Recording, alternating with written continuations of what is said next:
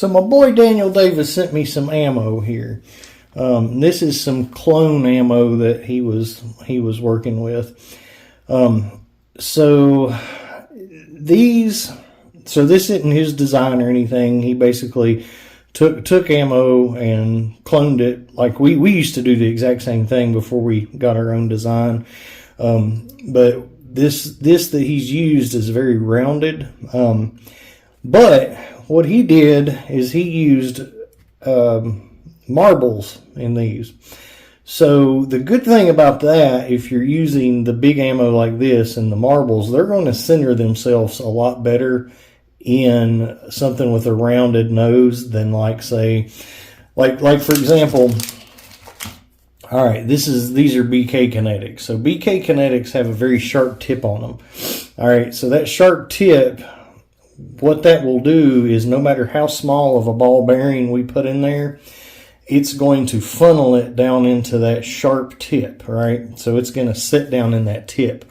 All right, because the tip is so sharp, it forces that ball bearing back, right? So it's not all the way up to the tip, right? Because it's too small to go all the way up to the tip, right?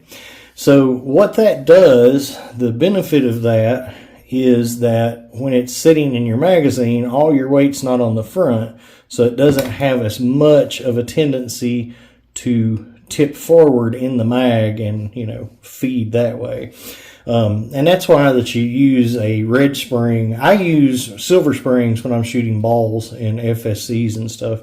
I use red springs in VKS 10 round mags and red springs in FSC mags when I'm shooting shape projectiles, because that extra tension is holding your ammo together, right? So where it's holding it together, it's keeping it from flipping. All right. Now, with the marbles, they're so big and rounded anyway, they fit kind of perfectly in the end that he, in the shape that he has picked here. All right. Now, that's a really nice one there. Now you'll see all the little bubbles in there, and this one actually is not that bad. That is not bad. Of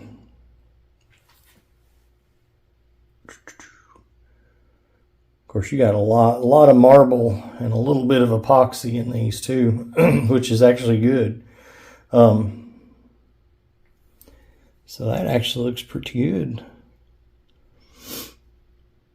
Now here I can show you. Yeah, that's probably going to be the easiest one to see. So if you look at the back of one of these, and you can see the bubbles in there.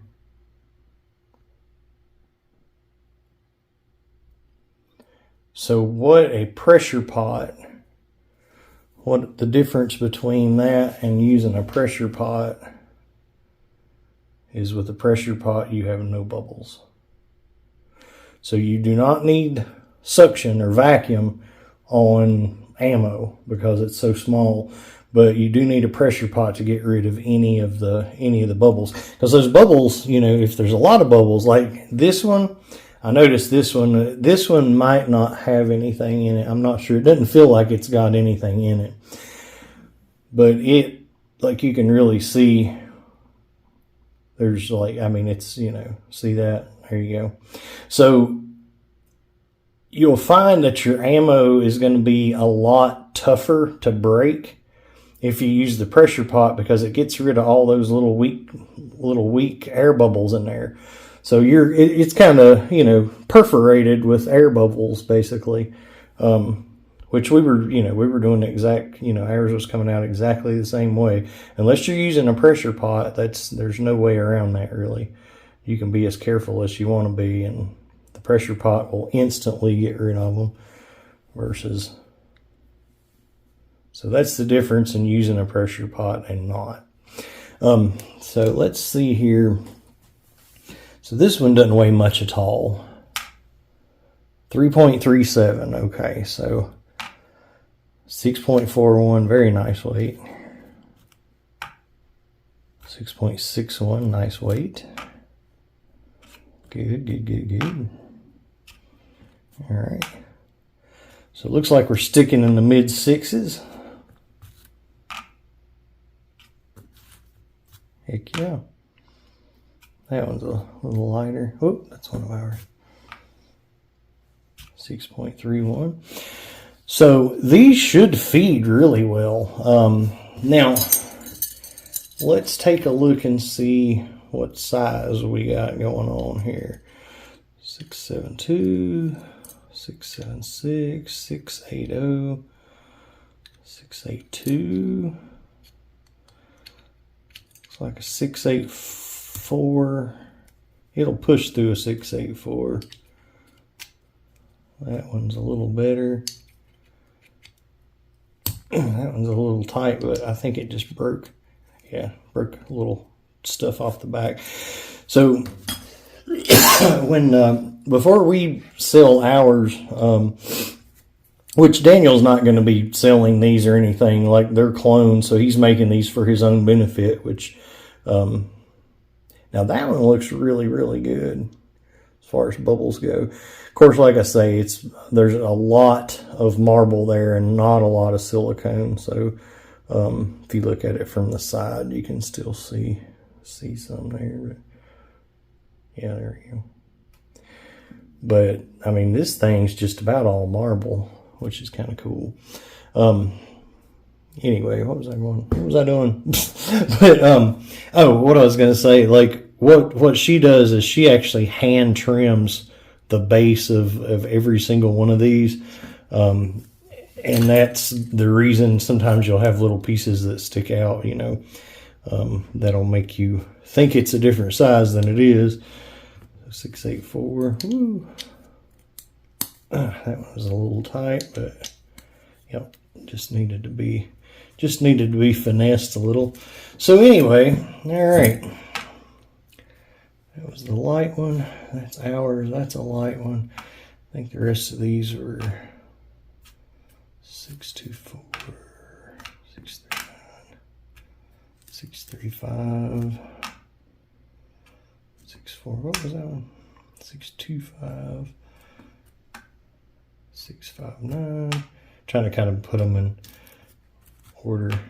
Let's do this. All right, so we got two 659s.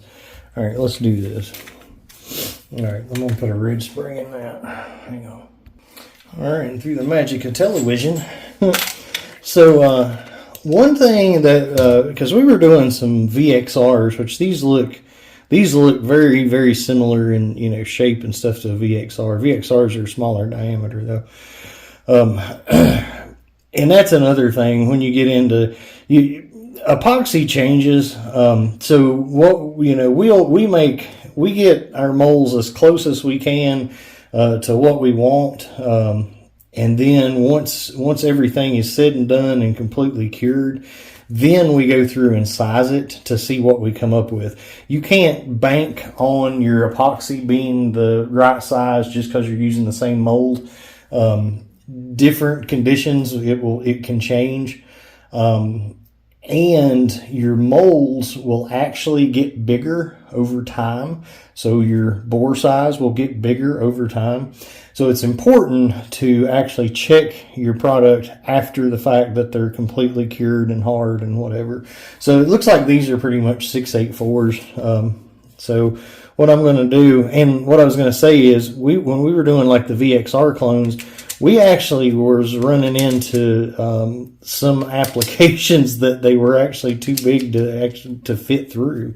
They weren't feeding up into the barrel. What were these again? 6059, whatever. We'll call it 6.6. All right. So we're going to go ahead and basically, yeah, we're going to go ahead and just use this because this has the 687 in it. So that should be about perfect. I'll have to check the heck? Didn't release on me. All right, I'll have to check. I'll have to actually manually do it in the computer.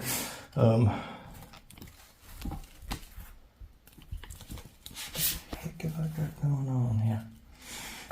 right, so, well, let's do this. Hold on. Look at that. All right, so that is a 2-panner. And, yeah.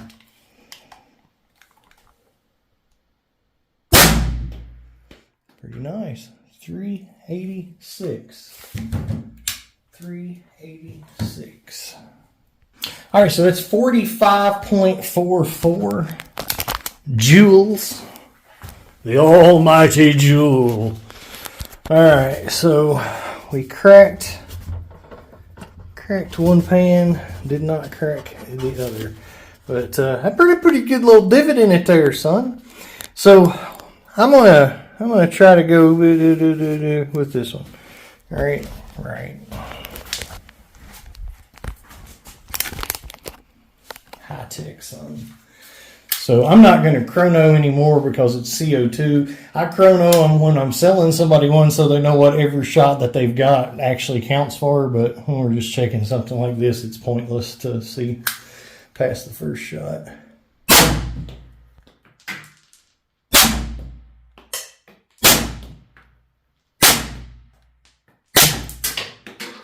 All right. So it looks like most of them survived. So we got cracky poo, cracky poo, cracky poo, cracky poo. No cracky, no cracky. Not really sure why I didn't pull. That one went plumb off like that. I'm pretty close too. That was a time that I was actually kind of trying to hit where I meant to. So I'm gonna do the same thing with the BK Kinetics. I'm not gonna worry about the power and everything. We've checked them. I guess we could. All right, I'll tell you what I'm gonna do here.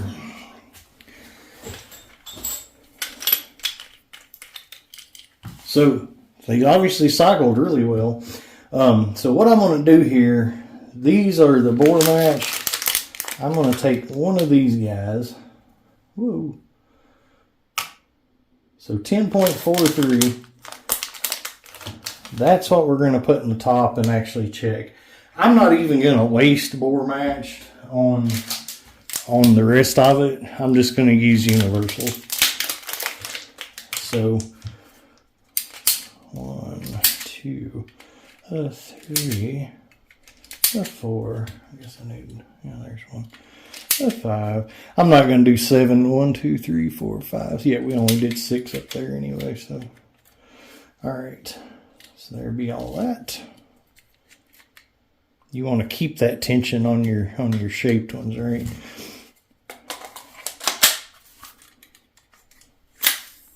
What was it? 3.43. Okay.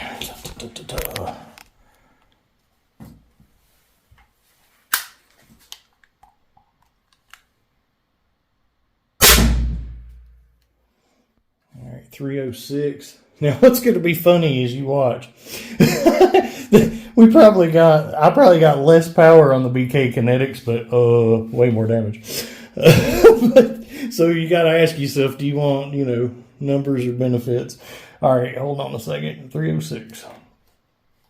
So actually, we were in the same as 45. This was 45.13. So the BK Kinetics, still within the same 1 joule, but there was like some hundredths or tenths off, but still 45. But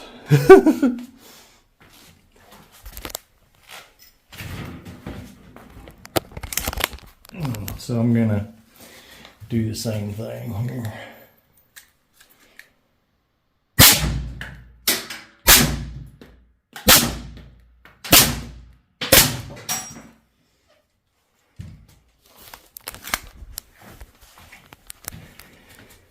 Okay,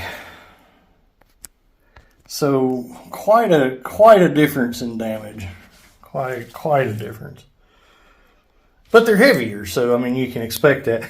I would dare say that these are going to be, and this is a stupid it's not an accuracy test because I mean I'm like 2 feet away, but I would suspect that these are going to be a little more accurate. off of that and just off of experience, honestly. But that's a nice one. I'm not getting a lot of triangling for some reason this time. But anyway, I would be curious to see what those would do. The clones would do with some heavier weight in them. But the thing of it is, you get into heavier weight, you're actually going to be using a smaller ball in it, which then you're going to run into the problem of it being harder to center. For anybody that's having a hard time with this, if it's shaped like that, and you've got a ball that's that big, you're in good shape. If it's shaped like that, and you got a ball that's this big, it'd be rolling around. Ours is shaped like that, so it doesn't matter what size ball you put in it, it's going to come to a wedged stop. Okay? If that makes any sense, hopefully. If that don't make sense, unsubscribe and move on. So anyway, now, what are the advantages and disadvantages of the two designs? And I know Daniel don't mind me knocking this design because it's not his design. He's just making them. And I think he's doing it for just getting into it. I think he's doing a really good job. I'm anxious to see the newer set that he's got coming out. Now, if you'll notice why some of these kind of look rough like that, that's because there's such a thin amount of epoxy over the marble. So it'll wear off and then you'll see the shininess of the marble. Now, something you got to consider if you are wanting to make stuff like what we do, if you're wanting to make it to where it's really, really clear on the outside, like to where it's, not got that matte finish to it, then you need to actually make sure that your originals are very, very shiny because it's going to, reproduce whatever you've got. So if the originals look matte, then it's going to look matte. A couple of ways to do that. You can actually paint the originals. Be careful because some kinds of paint don't work with the epoxy or the silicone. Or it'd be the silicone in that case. But so anyway, now disadvantages to our design versus these. So where we've got the sharp point on it, then that point can break off. Now, we used to make 13.5 grams. We've quit doing those because there just wasn't enough there. All right. Now we're sticking mostly to the 10s and probably going to do some more 8s pretty soon. But anyway, with the 10s, you've got enough there to where they last pretty well. But this ammo is going to hold up as far as not breaking the tip better than this, obviously. There's no tip to break. This is going to penetrate better than this because, well, it's got a sharp point and it weighs more. So anyway, whatever. All right, guys. So there's a little fun with ammo. These, like I say, these are going to feed really well in most stuff. You always want to check. I think it was like the eBay FSC barrels that we had trouble with them feeding in or something, or at least with the VXR clones, because of the bigness of the end, but not 100% sure on that. I know something we had issues with them, but, so there's that. So Daniel, if I were you, I would probably stick to the marbles. I'd probably stick to the marbles in this design because if you get into the other stuff, you're going to probably have off balance bullets. You might anyway, actually.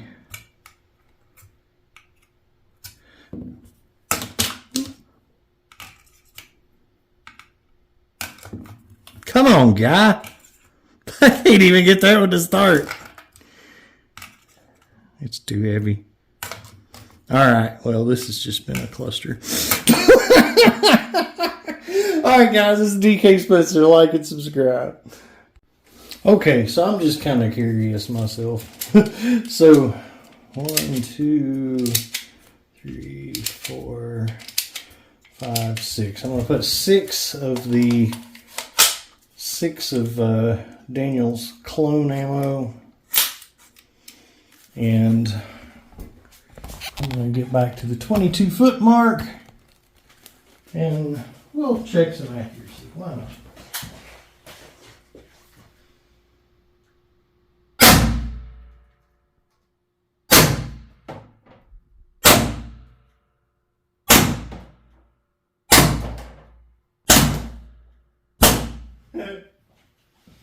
I'll give him an A+ on that. That's pretty nice. They were balanced, because if they weren't, it would have been way more all over the place than that. So, yeah, good times. Good times. All right, so here's a mag of various colors and bore sizes of BK Kinetics. But hey, we'll hope for the best. Oh, come on, guy. Nemesis barrel, 22 foot mark, or feet, whatever.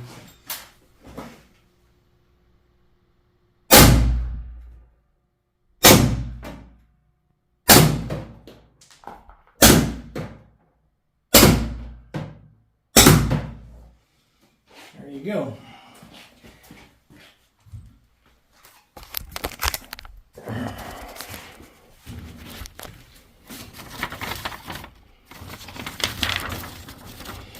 Everything is tied together, but the one is close. It's close.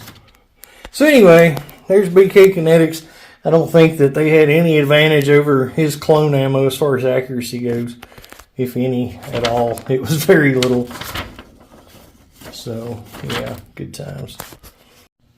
And by the way, for all the people that keep asking me about posting stuff for sale, there is a 99 Joule, actually this one, 99 Joule M17 posted on my site right now. Right now. And it's fully decked out with mag pull sights and SIG Romeo motion activated Romeo 5 red dot. You know, all the other stuff. Just go look at it, whatever. I'm not going to try to list it all. I'm tired. It's been a long day.